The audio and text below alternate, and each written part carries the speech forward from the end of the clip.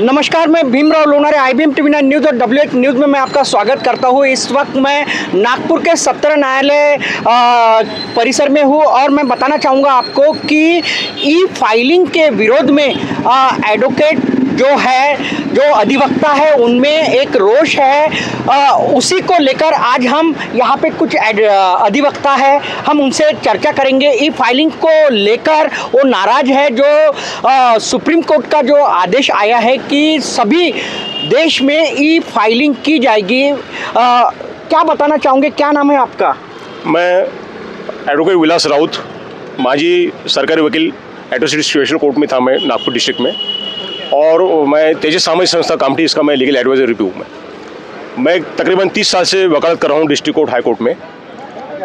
दोस्तों, मैं एक मैसेज देना चाहूँगा, क्योंकि अभी जो लेटेस्ट डिसीजन आया है सुप्रीम कोर्ट का कि सभी कोर्ट के अंदर में, स्पेशली महाराष्ट्र डिस्ट्रिक्ट के अंदर, महाराष्ट्र के अंदर में सभी कोर्ट के अंदर में ई फाइलिंग को मैंडेटरी किया जा रहा है। उन्होंने 31 मार्च तक के अल्टीमेटम दिया है। सभी कोर्ट को आदेश दे दिए गए हैं कि जितने भी केसेस है ये सब केसेस ई फाइलिंग के द्वारा ऑनलाइन वो दाखिल किए जाएंगे।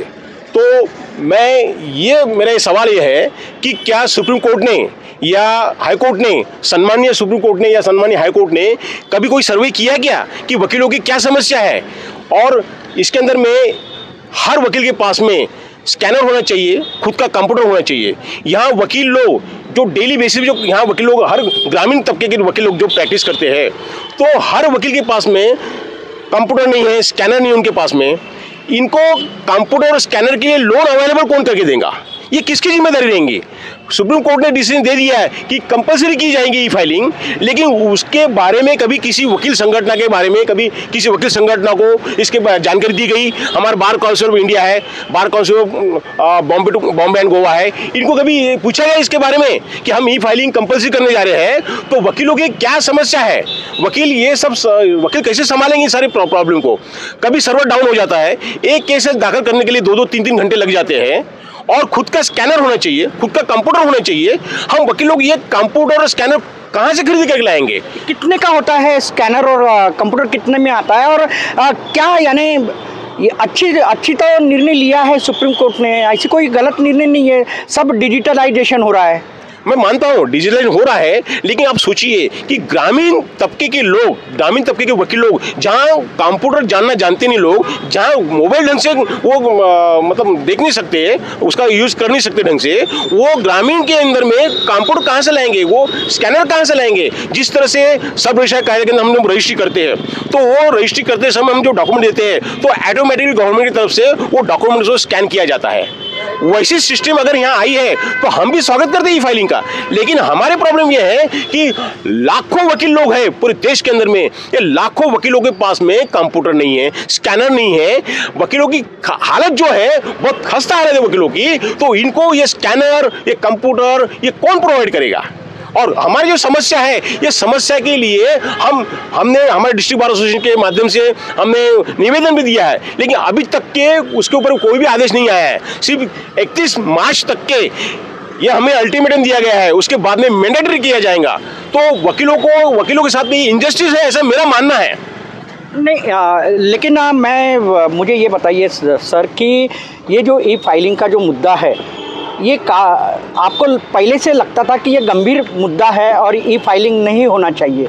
तो इसके लिए आपके संगठन की ओर से या देश के, जब सुप्रीम कोर्ट ने ये निर्णय दिया है कि ई फाइलिंग करना चाहिए, तो इसके लिए किसी ने पिटीशन दाखिल वगैरह नहीं किया क्या आपकी तरफ से वगैरह? हमारे मित्र है सीनियर एडवोकेट सम्मानीय श्रीरंग भंडार साहब, इन्होंने बीच में पीएल बना के रखी है।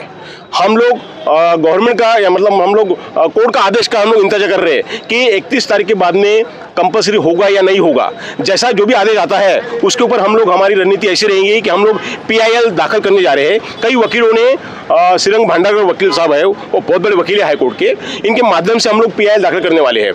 अगर मान के चलो खुदा न खास्ता ये जो आदेश आने वाला है 31 तारीख को, वो अगर मैंडेटरी रहा, कंपलसरी रहा तो हम लोगों ने डिसाइड किया है, हमारे डिस्ट्रिक्ट कोर्ट के पूर्व अध्यक्ष सम्माननीय कमल सदोदिया साहब, अभी के जो अध्यक्ष हैं रोशन बागड़े साहब, और कई लोग हैं हमारे वकील लोग, बड़े वक्ता लोग हैं, इन सब लोग नाराज है क्योंकि ये जो ई फाइलिंग का डिसीजन लिया गया किसी भी संगठन को न पूछते हुए, किसी बड़े बड़े बार काउंसिल से किसी को न पूछते हुए वन साइडेड ये डिसीजन लिया गया है।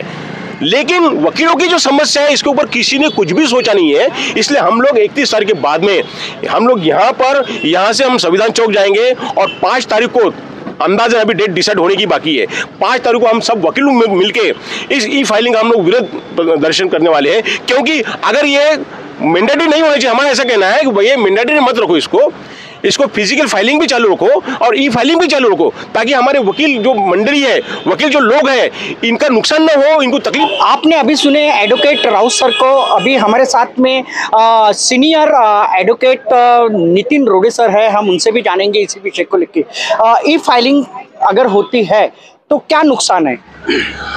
नमस्कार, मैं एडवोकेट नितिन कुमार रोडे, मैं स्वराज्य अधिवक्ता न्यायिक सेना, इसका मैं राष्ट्रीय अध्यक्ष हूँ। ई फाइलिंग अगर होती है तो बेसिकली ई फाइलिंग का इंफ्रास्ट्रक्चर जो है वो इंफ्रास्ट्रक्चर अवेलेबल नहीं है। अभी इसके लिए हर वकीलों को अपना एक कंप्यूटर लेना, लैपटॉप लेना, ये सब करके यानी 1 लाख का उसको इन्वेस्टमेंट करना है। होता ऐसा है कि जब कोई भी व्यक्ति बाकी फैकल्टी से अब वो असंतुष्ट हो जाता है, उसके पश्चात वो लॉ फील्ड अपना चूज करता है। और बहुत सारे गरीब तबके के जो लोग हैं वो भी लॉ फील्ड में आते हैं और फिर लॉयर बनते हैं और अपनी ज़िंदगी की शुरुआत करते हैं। और ऐसे लोगों के लिए 1 लाख रुपए ये घड़ी में यानी इंस्टेंट उनको इन्वेस्ट करना ये आसान बात नहीं है। और इसके लिए ये जो ई फाइलिंग का जो विषय है, ये माननीय सुप्रीम कोर्ट ने जो डिसीजन दिया है, ये हाई कोर्ट और हाई कोर्ट के ऊपर के जितने भी कोर्ट्स हो गए उनके लिए ये जो ई फाइलिंग का जो विषय है ये करना उचित रहेगा। अब बात ऐसी है कि ई फाइलिंग अगर मैंडेटरी करना है तो सबसे पहले तो सीपीसी और सीआरपीसी ये 2 सब्जेक्ट में पहले अमेंडमेंट होना चाहिए। जो क्रिमिनल प्रोसीडिंग की जो फाइलिंग है वो किस तरीके से होना चाहिए, ये सीआरपीसी के अंडर में उसमें अमेंडमेंट होना चाहिए। फिर सिविल प्रोसीजर जो कोड है, तो सिविल की जो फाइलिंग्स है वो सिविल प्रोसीजर कोड के अंतर्गत वो अमेंडमेंट करके उसके बाद में ई फाइलिंग शुरू करना चाहिए। अब ई फाइलिंग का जो विषय है इसमें ऐसा है कि बहुत सारे जो वकील लोग हैं उनका कंप्यूटर ये सब्जेक्ट कभी लॉ में होता नहीं है, और लॉ में जब ये कंप्यूटर सब्जेक्ट नहीं होता है तो उनको कंप्यूटर चलाना, बेसिक नॉलेज ये नहीं है। अब कई बार तो हम लोगों ने 1-1, 1.5 घंटे का सेशन अटेंड किया, लेकिन फाइलिंग की प्रोसीजर ही इतनी लेंदी है कि उसको फाइलिंग करते करते 1.5 से 2 घंटा लगता है। अगर हर व्यक्ति 1.5-2 घंटा सिर्फ फाइलिंग करने के लिए यानी जो ड्राफ्ट है वो लोड करने के लिए अगर 1.5-2 घंटा वेस्ट करता है तो ये अननेसेसरी वकीलों के ऊपर में उनकी प्रैक्टिस खारिज होने के लिए या फिर उनकी प्रैक्टिस कम होने का एक रीज़न बन सकता है। इसकी वजह से वकीलों पे भूखमारी का जो ये है रेशियो वो बढ़ सकता है। और बहुत सारे गरीब तबके के लोग हैं जो कि अभी भी हम तालुका प्लेस में जाते तो ढंग से लाइन नहीं रहती है, लोड शेडिंग का विषय रहता है। तो ऐसे समय पे हम कहाँ से फाइलिंग करें? अब लास्ट डे अगर मेरा फाइलिंग का लास्ट डे है तो लास्ट डे में अगर मैं फाइलिंग नहीं कर पाऊँ तो फिर मुझे कंडोनेशन ऑफ डिले लगा के मुझे फाइलिंग करना पड़ेगा, उसके ऊपर कोर्ट और कॉस्ट मुझे इम्पोज करेगा। तो ये सब दिक्कतें फाइलिंग के लिए होती है। अगर मुझे इंस्टेंट अगर मुझे कोर्ट से कुछ मेरे घर में घटना होती है और मुझे कोर्ट में एक एडजॉर्नमेंट एप्लीकेशन दाखिल करके मुझे निकलना पड़ता है, तो उसके लिए मुझे सब प्रोसीजर फाइलिंग करना पड़ेगा। अर्जी लिखो, उसको स्कैन करो, उसको फिर अपलोड करो, फिर कोर्ट के सामने जाएगा, जो कि मैं 10 मिनट में अर्जी लिख के कोर्ट को परमिशन लेके जिस तरीके से मैं एडजॉर्नमेंट ले सकता हूँ, तो ये प्रोसीजर बड़ा लेंदी हो जाएगा। फिर अर्जेंसी पे मैं जहाँ पे मुझे पहुँचना है वो नहीं पहुँच पाऊँगा। तो ऐसी बहुत सारी दिक्कतें हैं जो लोअर कोर्ट में ई फाइलिंग ये कंपल्सन करने की वजह से हो सकती है। अब ई फाइलिंग जो है ये एक तो कंपल्सन नहीं होना चाहिए, जिसको लगा ई फाइलिंग करना है उन्होंने ई फाइलिंग करना चाहिए, और जिनको लगा कि पर्सनल फाइलिंग करना चाहिए उन्होंने वैसा फाइलिंग करना चाहिए। अब ये मैंडेटरी होने की वजह से बहुत लोगों को वकालत छोड़ने की नौबत आएंगी। अब बहुत सारे ऐसे भी सीनियर एडवोकेट्स हैं जिनको कंप्यूटर वगैरह इनका नॉलेज नहीं है, तो वो कहाँ जाएंगे? तो ये सब बहुत सारी छोटी छोटी दिक्कतें हैं। और सम्माननीय सुप्रीम कोर्ट ने ये सब पहले ग्राउंड लेवल पे सब इंफ्रास्ट्रक्चर अवेलेबल करना चाहिए था और अपना एक बेस बना के उसके बाद में ये फाइलिंग शुरू करना चाहिए था। और वकीलों को इसके लिए ट्रेनिंग के लिए बाध्य करना चाहिए था। ये सब सुविधाएं पहले देना चाहिए था, न कि इंस्टेंटली किसी संगठन से न पूछते हुए ई फाइलिंग कंपल्शन करना। ये भी एक अन्यायकारक है, ऐसा मुझे लगता है।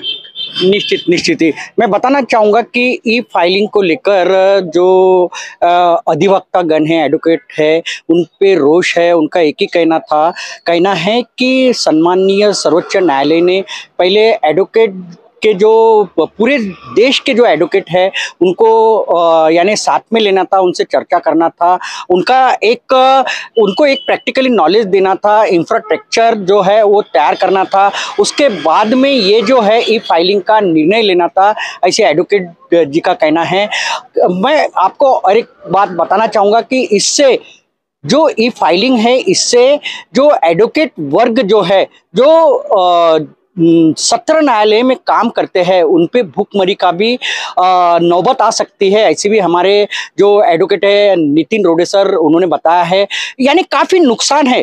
तो मैं बताना चाहूँगा कि सर्वोच्च न्यायालय, जो माननीय सर्वोच्च न्यायालय है, उन्होंने इस पर विचार करना चाहिए। पहले इनको जो एडवोकेट वर्ग है, देश के एडवोकेट वर्ग है, उनको पहले प्रैक्टिस देना चाहिए, इंफ्रास्ट्रक्चर तैयार करना चाहिए। उसके बाद ही जो कुछ है ई फाइलिंग का प्रोसेस करना चाहिए, और ना कि ई फाइलिंग ही। तो ई फाइलिंग के साथ साथ अगर ठीक है सर्वोच्च न्यायालय अगर ई फाइलिंग करती भी है तो उसके साथ साथ फिजिकल फाइलिंग भी रखना चाहिए, ऐसी कहना भी एडवोकेट नितिन रोडे सर का है। तो आप देखते रहिए IBM TV9 news, WH news. हमारे चैनल को लाइक कीजिए, सब्सक्राइब कीजिए, आइकॉन बेल बटन दबाना न भूले। धन्यवाद, नमस्कार।